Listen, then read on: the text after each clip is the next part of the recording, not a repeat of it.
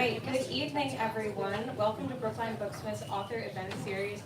It is so delightful to see such a packed room here to celebrate the true artistic heart of our own community. My name is Alex Schaffner. I am the Community Engagement Coordinator here at the store. I am no longer involved with author events, but I made myself involved with this author event because it's so spectacularly special, and I've had the honor of hosting the Changing of the Bard in the past, and I did not want to let that opportunity escape this time. Since the inception of the Poet Laureate program in Brookline in 2012, our town has nurtured and been nurtured by the work of 5 remarkable poets. In order, Judith Steinberg, Jan Schreiber, Zvi A. Sessling, Jennifer Barber, and as of this summer, Allison Adair. Woo! Yeah! On June 11th, the Brookline Commission for the Arts voted to accept the selection committee's recommendation of Allison. On June 24th, the final approval was voted by the Select Board. Her official duties began on July 1, 2025, and we have finally fit her into our event schedule. So thank you all for waiting. Thank you all for being here. It's wonderful to have Allison in this role as a skilled and practiced poet who's nonetheless only embarking on what promises to be a continued, long, and celebrated career. Allison's debut poetry collection, The Clearing, was selected by Henry Cole for Milkweed's Max Ritvo Poetry Prize and was named a New York Times New and Noteworthy Book. Allison's poems have appeared in American Poetry Review, Arts and Letters, Best American Poetry, Kenyon Review, Waxwing, and Ziziva, and have been honored with the Pushcart Prize, the Florida Review Editors Award, and the Orlando Prize. Originally from Central Pennsylvania, Allison teaches at Boston College and Grub Street. Tonight, I am thrilled to welcome 4 of our 5 Poets Laureate to the stage to share their work. They will read in order of appointment, and Jillian Jackson is going to be reading a poem on behalf of Judith Steinberg. I am so excited that we managed a full lineup this year. All the poets are present, and I would like to hear your excitement. So please welcome all of our poets and to the stage, Jillian.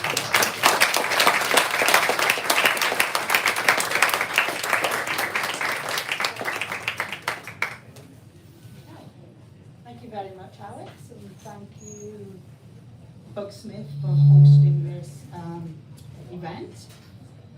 So, Judith Steinberg was our inaugural poet back in 2012, and the first event that she called me about that she wanted to put on was to be in Griggs Park, involving children, drawing and writing poetry in the park. And my first thought was, oh Lord, it's going to be like herding cats. How many children are we going to lose? But it turned out to be a lovely event. It's a beautiful spring day. Children showed up, some older people showed up too. And they sat in the park and they drew the willows and they wrote poetry. So Judy's inspiration poem was called A Place to Think and Dream. Griggs Park is one of her favorite places, and I'd just like to read that poem. Oh. Is this? Yeah, directly. Oh, okay. See it now. Follow me to my special park where willows circle round and round, where willows swish and sway and swing and dance and droop and touch the ground. Ride past the sandbox, past the slide, to a secret place where we can hide. Crawl through tunnels under the leaves and over stones on hands and knees, until you find a tiny room where furry caterpillars roam and beetles shine and squirrels scurry, and you don't have to rush or worry. Follow me where willows whisper, listen, hear them tell their stories. Now, one more thing I'd like to read.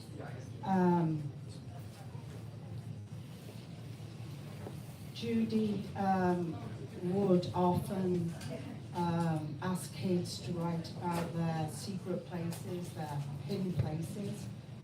And this is from Sylvia O'Shea when she was in 4th grade, so I guess she probably graduated college by now. And this is what she wrote.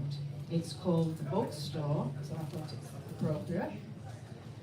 Come read with me in the place where muffled footsteps are clanging swords, where dusty bookshelves are magic rainbows, the turning of a page like a rumbling volcano, where the smell of new books is the smoky smell of a burning fire. If you look up long enough, all the knights, wizards, rainbows, and dragons will disappear, and reality will appear around you. But who wants that? Visit me in this magical place.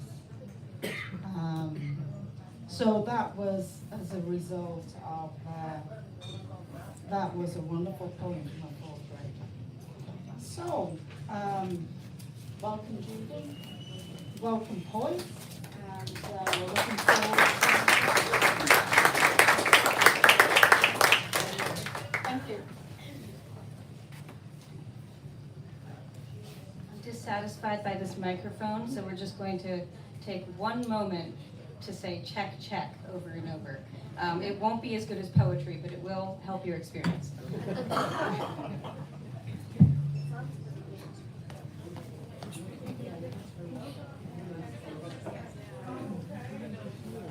Couldn't hear, maybe that's why he's putting the microphone here.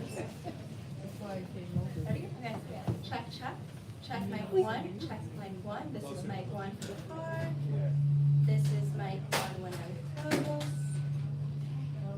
Can't hear anything. This is mic 1 up close. This is mic 1 from far away. This is mic 1. Mic 1. Sorry, guys. Doesn't sound like there's any microphone. No, This is mic 1. Mic 1. not really.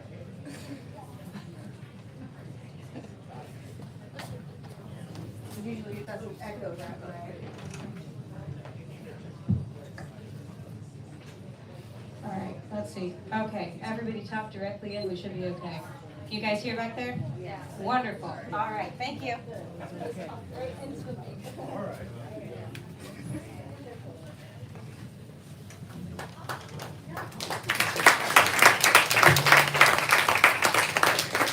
Well, let's see if this works. Can you hear me?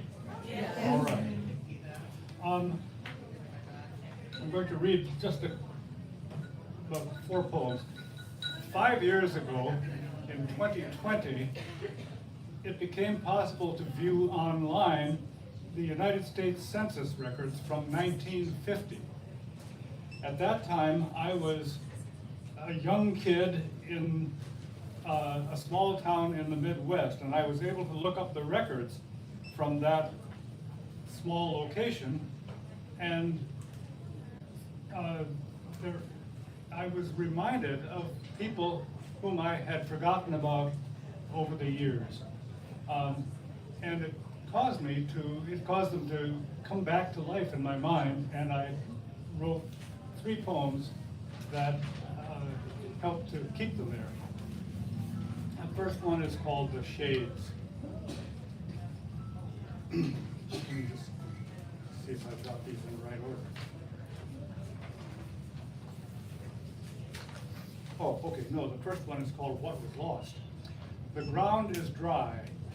No plant has grown for years in that forsaken place, but now the rain awakens from the sleep of the forgotten 100 lives that once made up the town. Here are the families, workers, lonely souls, the drinkers and the dreamers and the lost, brought together by fate or happenstance and charged with life by a strange catalyst. One scolds a child, one plays a violin, one tells a joke, one curses his low state. Amid the struggles and the compromise, love flares a while. I feel its distant heat. And seeing them fresh again, I rediscover part of myself the years had papered over. This one's called The Shade. There was the old fellow with a loping gait who showed up sober at the store for food one day. You going to Europe this next month, Nate? Absolutely, if the weather's good. But they didn't put the sausage on his bill. And the tall widower who wore a suit with musty aroma, sat stoic and mute in church behind that girl each week until some of the men advised him to move on. The music teacher had his Pontiac painted pink and green. Turns out he's gone to Florida with the mechanic. They'll be back.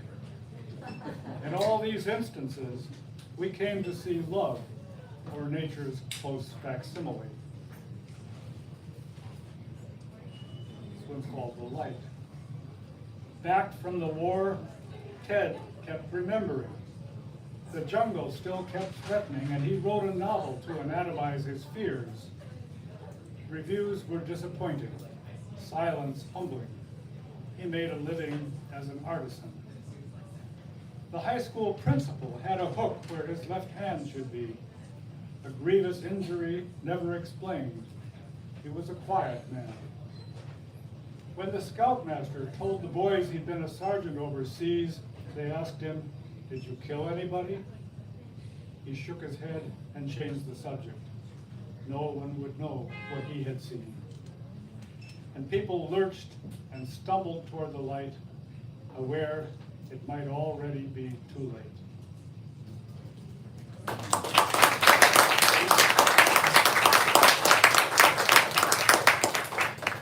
Now this next and last poem is a sestina, and many of you know what that is, but for those who don't, it uses 6 words each time in a series of stanzas, and each time they're in a different order that's worked out mathematically. Poets know how to do it, and it winds up with all 6 words being mentioned in the last 3 lines. So with that scheme, I've tried to tell a story, and this story is called Juliana. On Venice's canals, the lapping waves beat lightly the andante of the city, greeting the slow arrival of the dawn.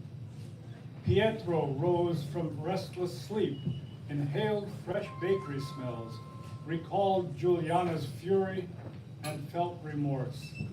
She'd screamed that he was wrong to think her treacherous, and fatally wrong to cast their precious years into the waves. She was a woman in whom dark-eyed fury glowered in triumph, facing off her city-bred rigor against the languor she inhaled from boats and breeds. And it began to dawn on him that rage was something she could don like a Venetian mask. So was he wrong to seek her out again when he inhaled hints of her fragrance? Self-doubt came in waves as night embraced the verges of the city. Juliana harbored no self-doubt. Her fury had sharpened to a point, and her porphyry-handled stiletto pierced his neck. By dawn, his blood would course canals through all the city. Unnoticed, drawn by a sense of something wrong, a gondolier saw slipping through the waves his friend's limp torso that had just inhaled its final breath. He took the scene in, held in his mind's eye Juliana's form and fury, observed reflected in the light-struck waves the crimson scarf she wore, and fastened on a project to avenge that mortal wrong, then poured through mazes of duplicity. And in the small hours of the sleeping city, passing beneath a bridge, he sharply inhaled. The telltale crimson scarf could not be wrong. He swung an oar with calibrated fury. A woman who would never see the dawn tipped into the unceasing, heedless waves. but even righteous fury can be wrong. She who inhaled the waves was innocent. Juliana fled the city with the dawn.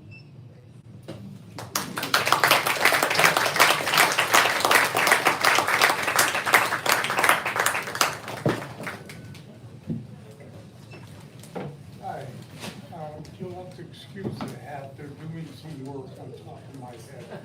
They're not gonna find anything inside, but you know what can I say? And I wanna welcome Allison. Speak up and speak right into the microphone.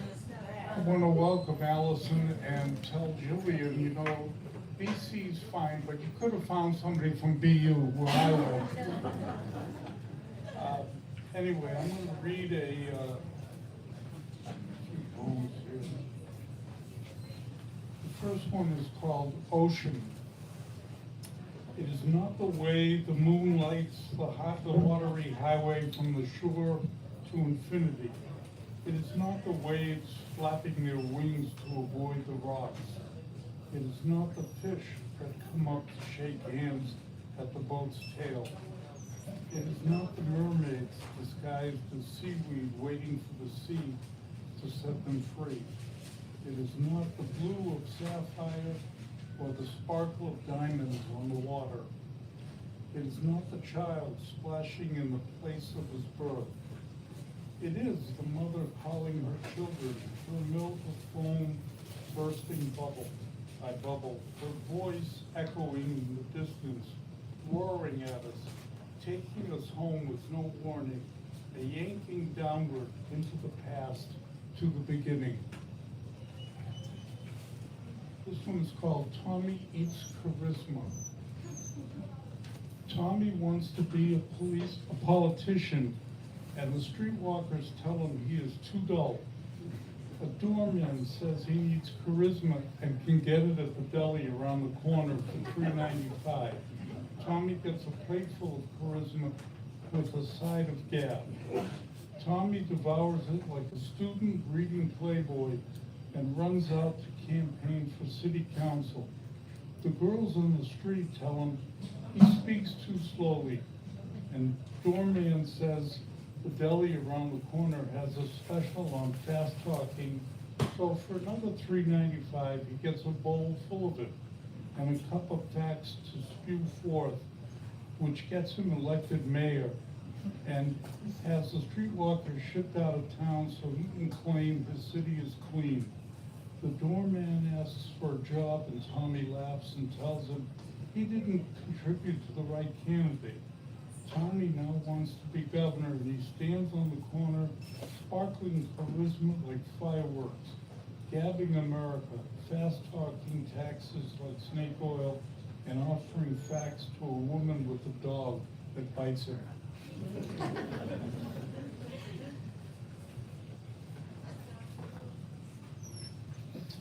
This is called Notes on the Extermination, and it's about Kurt Waldheim. And if you know the history of Kurt Waldheim, he was a Nazi lieutenant who became the president of Austria and Secretary General of the United Nations. Arrive in the back seat of an official vehicle, exit and stand stiffly, upright in the knickers, jacket with medals on exhibit, flip hand up, bent at elbow, utter Sieg Heil, to go to headquarters, another salute to the commander, sign papers for deportation of Jews, cleanse Salonika Jews, at the war's end, escape prosecution, joint diplomatic corps rise, inflated like a zeppelin, rise to power, President of Austria, Secretary General of the United Nations. Unlike the Fuhrer, who wanted to rule the world, you run it. Finally accused of genocidal crimes, you deny it, like every prison guard who shot Jews then lived in the United States, as if it never happened. You, in your high tower of life and work, your legacy brought down by papers, photos, documents, and ultimately the truth. This one's Kent State photo. Many of you may remember that famous photo. She is frozen in time, kneeling on one knee, arms spread as if pleading for life. The body lies face down in front of her, has no feeling, is drained of life. The body, her face shows disbelief that a soldier of her country could kill a fellow citizen.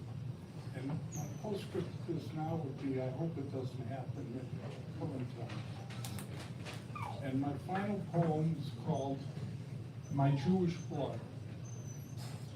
My Jewish blood boils like oil used to feather, like flames from the stake, like the ovens of my family's demise. My Jewish blood is not black like hearts of bigots, like bullies in cities, like gatekeepers of ghettos, like cold blood of inquisitors. My Jewish blood passed on from father to son and daughter, from the tribe of Benjamin, from the desert, from the river Jordan.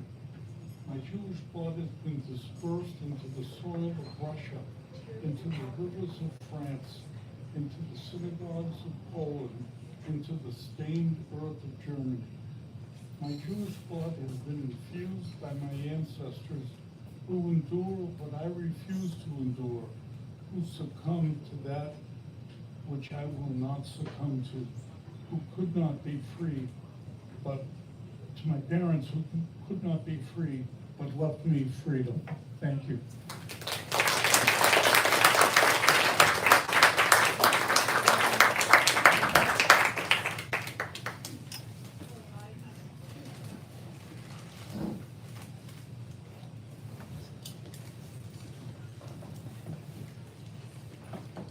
I'm gonna take a second to see how the sound is this okay?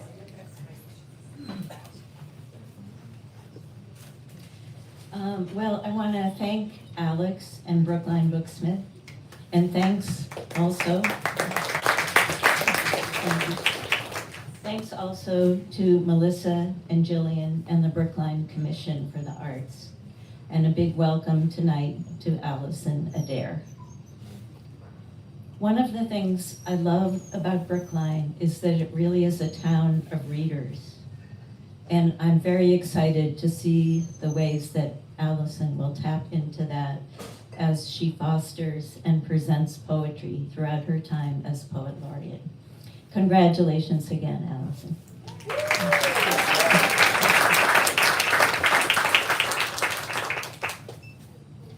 I'll read 5 short poems. The first one is called Feast. I watch a Cooper's hawk on a fence post watching sparrows crowd the junipers.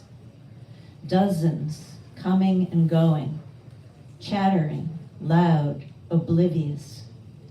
Which one will he take? Each day a pour of days, each night a raft of nights. Venus glitters in the dark. April consumes December. A shadow of the moon waits over the street. This next poem is called Obad. Because mourning doves believe Obads are about them, opening their beaks to blend sorrow with a hazy joy, as when the dawn grows audible, rain tapering off through the dripping trees, you and I are listening in bed, neither fated to have lost the other yet. Albada in Spanish, a song of greeting or of parting at daybreak, propagation of light across our floor. And I want to dedicate the reading of this next poem to Allison. It's called The Mourner. I found 6 tea lights in a drawer and lit them all with a single match. The apples on the table glowed like lamps. I tried to hear the timbre of my father's voice. I thought of the creatures Ezekiel saw, half human, half animal, eyes all over their bodies, even their backs. I couldn't weep, so I didn't. Sometimes I cried out in my sleep. Each curling wick sizzled, wax pooled around each flame. And then I'll read two more. The first one is called In August. A girl on a sky blue bicycle glides past. Being and non-being drink tea. They eat a plate of lemon squares. They teach each other how to dance counterclockwise in the rain, how to breathe the hot, dry afternoons. They nap at 3 o'clock in paisley scarves from India, waking hungry for the scent of basil, thyme, and lavender. Arm in arm, they listen to Mozart's 40th Symphony, written for them, they're sure of it. Floating above a street of sycamores, they watch patches of bark coalesce like relief maps on the pale trunks. Non-being hums a tuneless tune. Being says, Mozart died young, but what a life.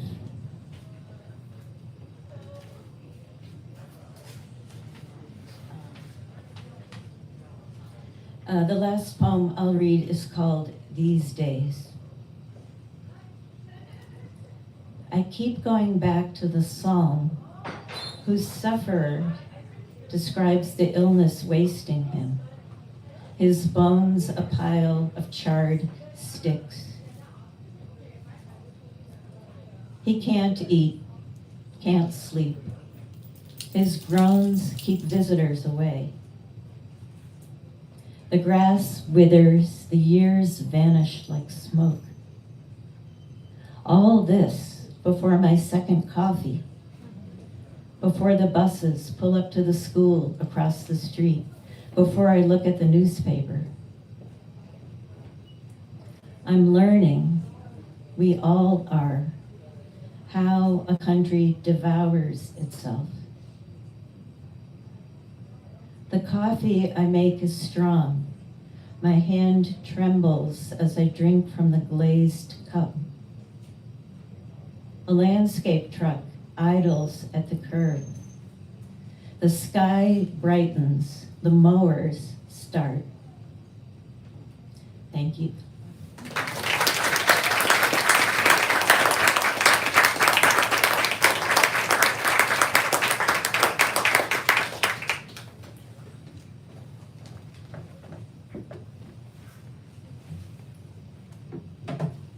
Move it up because I wore heels. Can you guys hear me okay? Thank you so much to the Brookline Booksmith, to the Brookline, okay. It's not great. Okay, how's that? Better? Better? Yeah. Okay. Thank you so much to the Brookline Booksmith, to the Arts Commission, to all of you who have come out here for a whole bunch of poetry for a Friday night. This is a whole bunch all at once.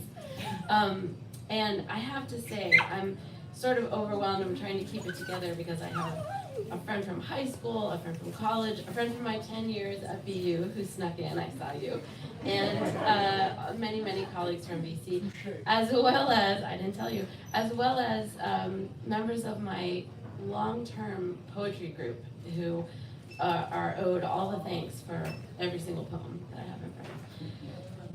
So thank you all for being here. I'm going to start with a poem about my daughter, who I will not point out because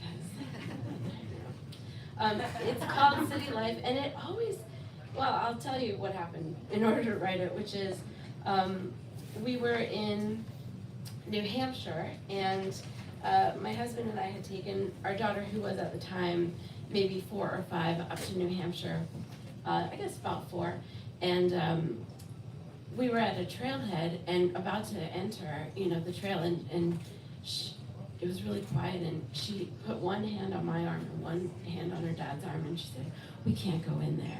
And we said, "Why not?" And she said, "It's too quiet." And I had to laugh because we live on Beacon Street and it is so loud here, and I'm so used to silence, real silence, like the cricket kind of silence. So anyhow, this poem is about her, and it's one of the many poems I'll read tonight, one of the few poems I'll read tonight about Brookline. In fact, let me keep track so I don't read too many here. This one is called City Life. Just give myself a little timer here.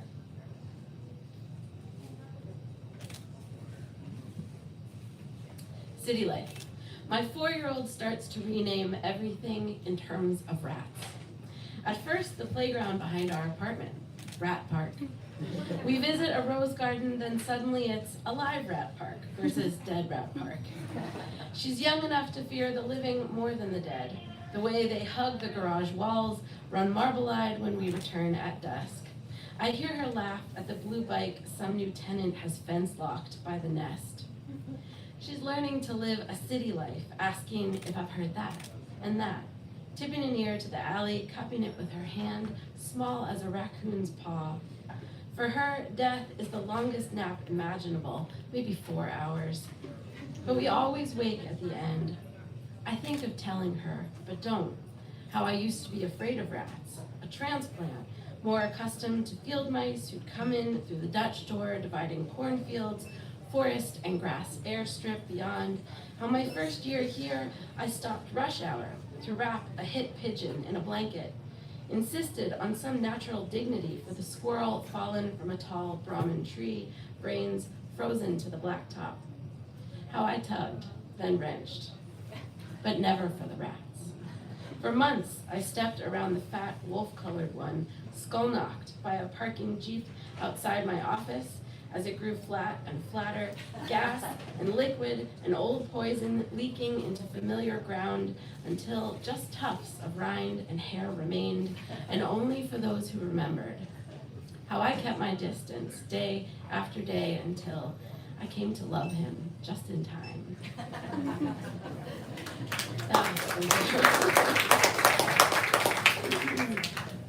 That was on St. Mary's Street.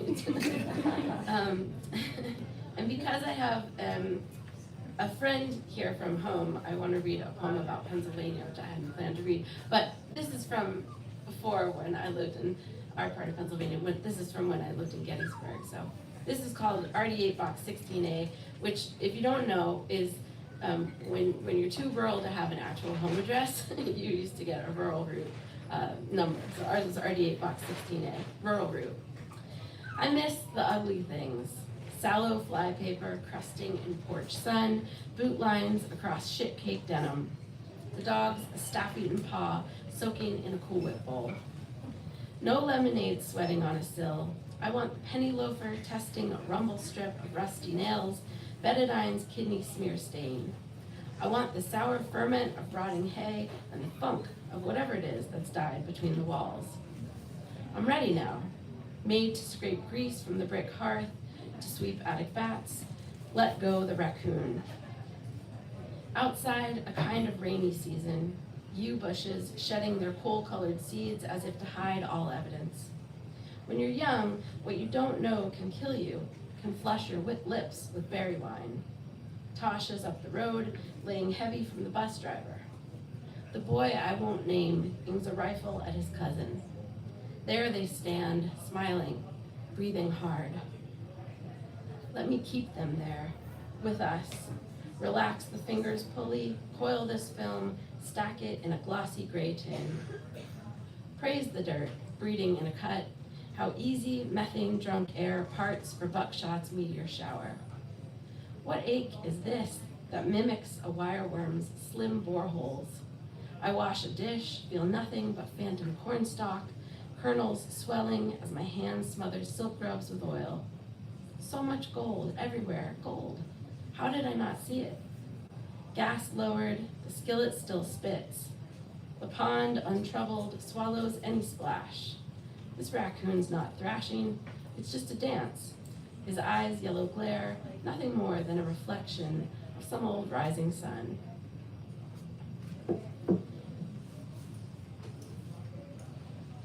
And Andy's like, where's that? That's Gettysburg.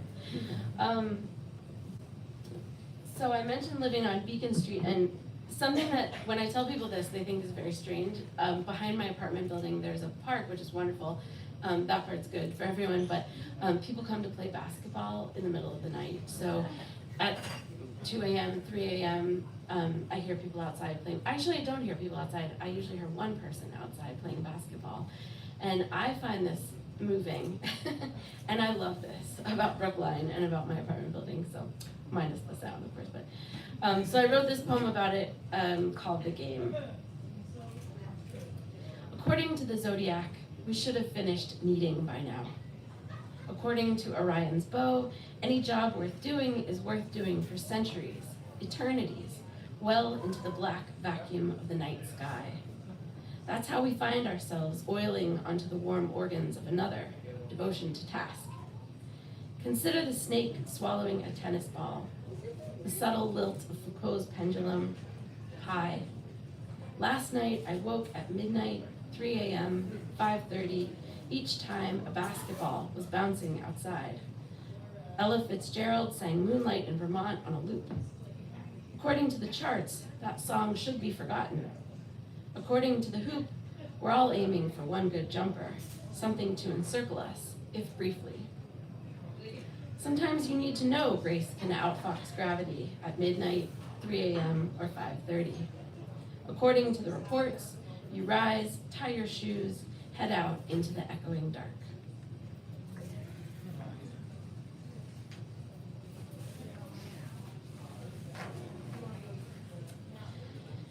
So a few years ago, my husband was working over at MIT, and for part of his commute, he would ride a bike, which made me very nervous.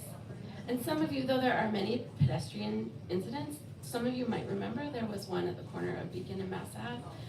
A woman lost her life there, and I was so worried. And so I wrote this poem, which is called Commute. If I tell you about the woman struck last year, killed at Beacon and Mass Ave, about her thin mermaid's hair wound around the bike's gears, chain wheel flung, thin white walls spinning like a rifle slackened fawn. If I tell you, will you hear the truck rumble, shift, already thundering, long gone up Stora West, wedging its boxy heft into a zipper of earthly traffic, one man gesturing at no one in particular, another dialing and hanging up. Will you hear? Will you listen for it? Back at the scene, pedestrians crouch, some do, plugged by earbuds to wash themselves, to wash her, body of once was, with bass, with talk radio, with anything other than the soundless shape of this casual unmaking. What I mean to say is, whenever you have to be away for work, I don't sleep till the sun rises in its globular bloat of peace, face swollen white from deep water. The whole night I've curved myself against the space where your body would be, if not lying somewhere far away, both of us rehearsing the day we cross an intersection toward this train or that. Sure, any minute we'll hear someone welcome us home, lower the blue gas, place the spoons.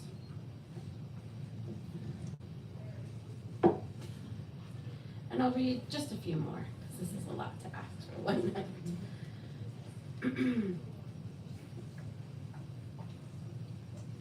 So my book, The Clearing, there are a lot of poems, there are local poems, as you can tell. There are a lot of poems about Pennsylvania, and there are also a fair number of poems about Colorado, a small town called Silverton in Colorado, outside of Durango, that has about 300 people who live there year-round, one of whom is my sister, and I guess two of whom are my nieces now. So years ago, I started thinking about what a kind of pioneering life my sister was living out there and how my young niece would know my sister in a certain way versus how I knew her. So I wrote this poem to my young niece at the time. Letter to my niece in Silverton, Colorado. Someday you will watch your mother lean on the rim of the sink to wash dishes in a way she never has before, and you will wonder if she was ever young. I'm here to tell you that cars are so much quieter than they used to be. At a stop sign, you never know whose turn it is. It wasn't always like that. It used to be you could hear an engine from down the road and know whose it was and where it could take somebody. Your mother's hair used to be so light it glowed. On the summer boardwalk, people stopped to remark. Men asked questions. It got to where we could hardly make it to the gravitron before the line snaked back to the sea. Those days, there weren't so many metal railings. If your timing was right, you could get close to things. To the ride itself, pistons gasping so loud you could almost see the thrust of greased air. To gears joining and unjoining themselves inside a dense black band. To your sister's impatient hand chiming pink shells on a bracelet new from someone we didn't know. She never answered them, just looked ahead and grabbed my wrist. Don't look people in the eye. It used to be that you got instructions. Then every ride began playing its own music. Your mother's white hair faded against the punched paper reams of old calliope, and soon no one could predict flats or sharps.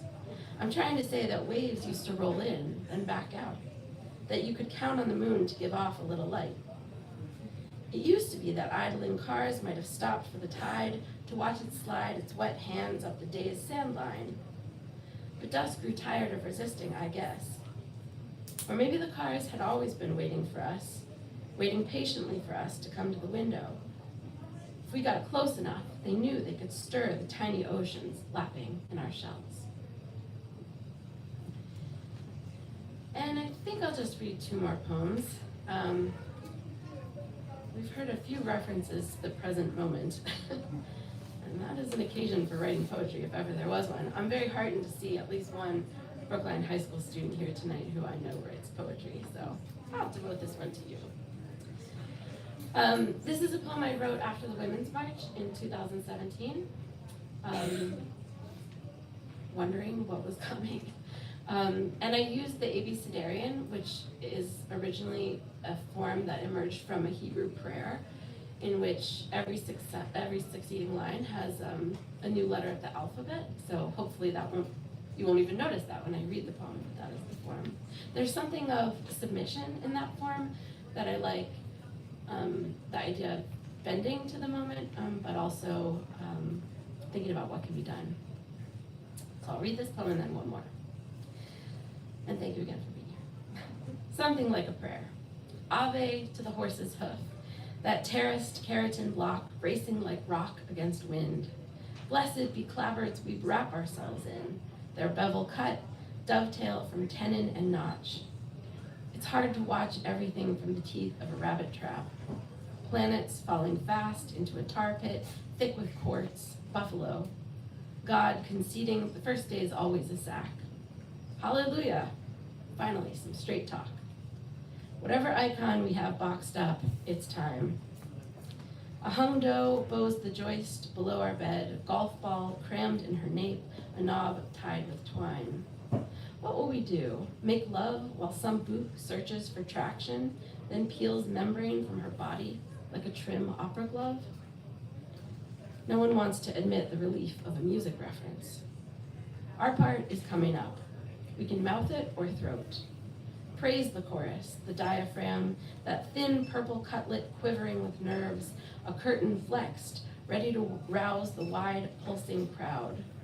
I want to believe that somehow the voice it lifts through a rib cage can carry this nation, that the Jurassic roots of the fig tree might unfurl like a mother's arms to hide us. No, that's not it. Victim or villain or vagabond, no more protection spells. We're the seeds our mothers have been planting. If X marks the spot, let's dig up the whole alphabet. Me and you, Redeemer, will hum so steady they'll write us off as zealots. But I want to praise you, to praise something. I do. And I will end with a poem about the miracle of working with young people. Because I love working with young people. I love teaching writing workshops and seeing the ideas of my students when they encounter poetry and not poetry, etc. But I also get worried about, the world as it is and what they can do and what they feel like they can do about it. But I'm very heartened by my students and by young people, my daughter and her friends. So this is a poem about just the energy and promise of youth and what we can do maybe to support it. If I can't write this as a love poem, a litany. Let us praise the parched throats of the young, the oceans of water they swear they'll drink. Let us praise chance, swish of ponytail and subway car, the way knees bend to absorb its slow shuttle shift. For the improbability of kissing another's mouth into thirst unrelenting, let us sing. All the new prayers chant gratitude, gratitude, as if wanting, as if longing could be anything other than ecstatic. Let us remember in middle age this tiny fire of yearning. Let us tend the altar we once built to smokeless burning, to what felt like need. Recall, even saints kneel at the sight of a flame-swollen heart. What else raptures Saint Teresa, caught in her marble sigh, enough to let her head fall back toward the sky, eyelids shut tight? Not heaven, never light. This is a secret smolder. Let us shoulder its bellows, be its air. Thank you so much.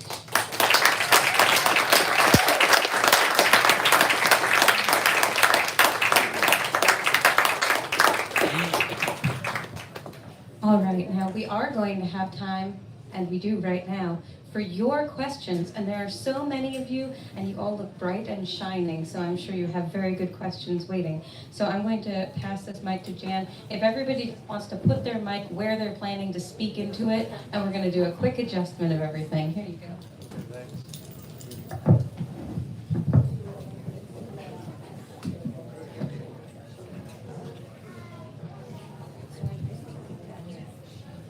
Hello?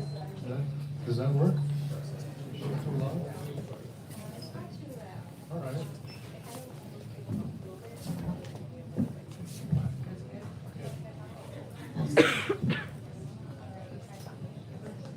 Hello, everybody hear me? Testing.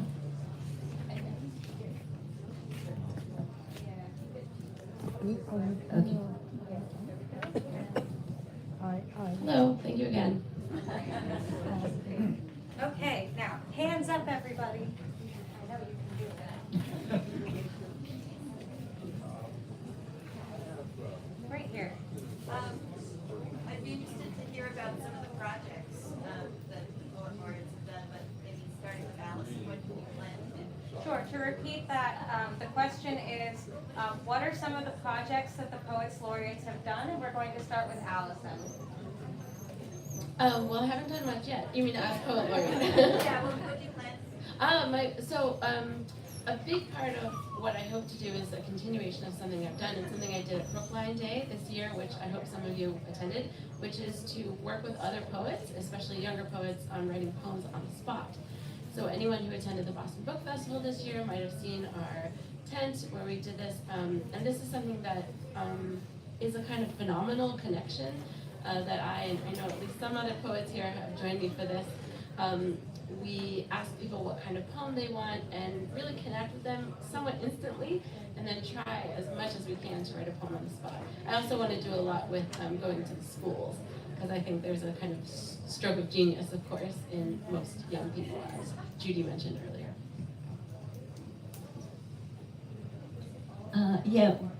During my time as Poet Laureate, we did a series of readings called 4x4, and that was 4 poets, each reading 4 poems. And the idea of those readings was to do something informal where we could have time afterwards to mingle and talk together. We also did poetry meetups at the Brookline Library where we just gathered and talked about different things we were working on as active active writers. Well, when I was poet laureate, I went to Brookline High and talked to the classes there and read poetry and read their poetry, worked with them on poetry.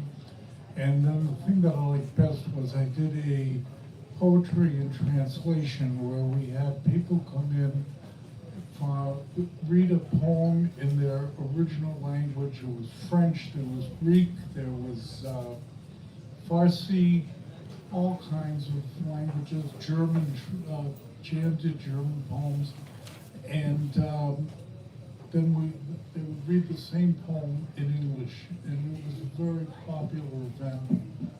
We also had, we had Chinese, Japanese, Hindu, all kinds of various poems. It was a lot of fun. One of there are a lot of standard things one we do as poets laureate. One is to visit schools, another is to visit places for the elderly where people have quite an interest in poetry. But we also ran some special programs. One of the unusual experiences I had was to judge a slam poetry contest at the high school. That was new to me, but seemed to be successful. I also sponsored things on poetry and translation. We had those events at the library, and another event on poetry about art and art in connection with poetry. So there are many things that you can do, many different takes that you can have, and I think the more such public events we do, the better the connections are with the community at large. You know, there's one thing I forgot to mention. Bernard Green, who is sitting over here, runs annually Martin Luther King Day and has the poet laureate come and read a poem. And he's also had, the 2 times that I was there, he had Reggie Gibson. And Reggie is now the poet laureate of the state of Massachusetts, Commonwealth of Massachusetts. And so... And he'll be there this time too. Hey, that's great, and that's worth going to. At the MLK celebration event on January 20th at the Coolidge Corner Theater. All right, again, yes, the town's Martin Luther King Jr. Day celebration will be on January 20th at the Coolidge Corner Theater. And I also have been to this event several times, and it is always astonishingly good. So you should go. Who else has a question? I was wondering if all the poet laureates could share what inspired you to become poets. Well, I'll be very honest. I tried writing short stories and kept getting rejected, and I said, I think I'll try reducing these to a poem, and they kept getting accepted. So I became a poet. My mother read to us a lot when we were little, and once I heard those Mother Goose nursery rhymes, I was hooked. And then also in first grade, as a first grade class, we wrote a poem together, and I was so startled and amazed by that process that I've loved it ever since. I went to college and studied with a famous poet who looked at my stuff and said, "This is worthless." And I thought, well, I'll show you. And I had another professor in college named C.D. Wright who looked at my stuff, which was terrible and worthless, and said, I think I see something here. So I guess sides of the coin. I know nobody asked, I'm gonna tell you, the first poem I ever read, and it really got me to love poetry, was the Child Garden of Verses. And the particular poem was The Land of Counterpane. And Robert Louis Stevenson wrote that book. It was just great. That got me started. We have time for a couple more if anyone else has a question right back there. Leading on from yours, what is your favorite poem? Yes, what is your favorite poem? A very easy question to answer.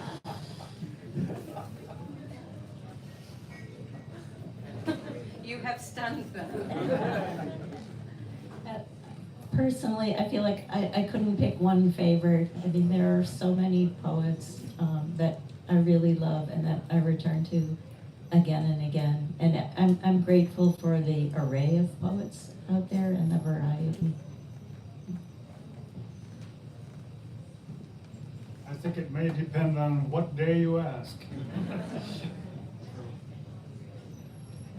Also, whatever book I happen to have read that day.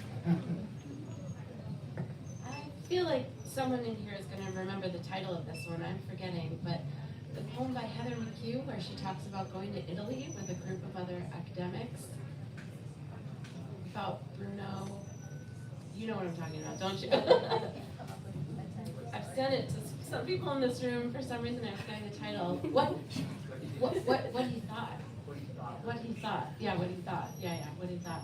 What he thought by Heather McHugh would be one, and I'm gonna squeeze in another, which is Easter 1916 by Yates, W.B. Yeats, because nothing will teach you more efficiently about accentual meter and the natural relationship between rhythm and the high artifice of meter than that poem. That's a great poem. I would say aside from Land of Counterpane, which I never forgot, my favorite probably was Kubla Khan. Coleridge. We have one more. Right back there. Thank you all so much for reading tonight. It was wonderful to hear you all. I was wondering if anybody, Allison talked about youth, and I was wondering if anybody wanted to talk about developments in poetry that you've seen in recent years, or things that you're seeing that are coming that you're excited about.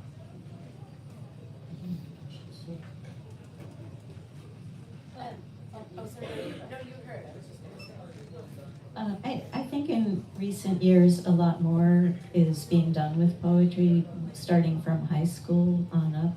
So you have this phenomenon of youth poet laureates that are really amazing.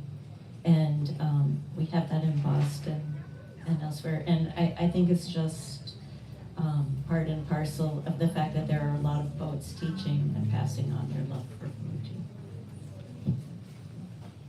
One of the things I'm going to be looking at over the next few years, assuming I'm able to look over the next few years, is the confluence of more traditional poetry on the one side with rap on the other side, which is starting to take off and have some things to say and some ways of communicating with the more staid earlier versions of poetry. So adding that kind of rhythm and that kind of wordplay to the poetry that we are presently used to can only benefit things.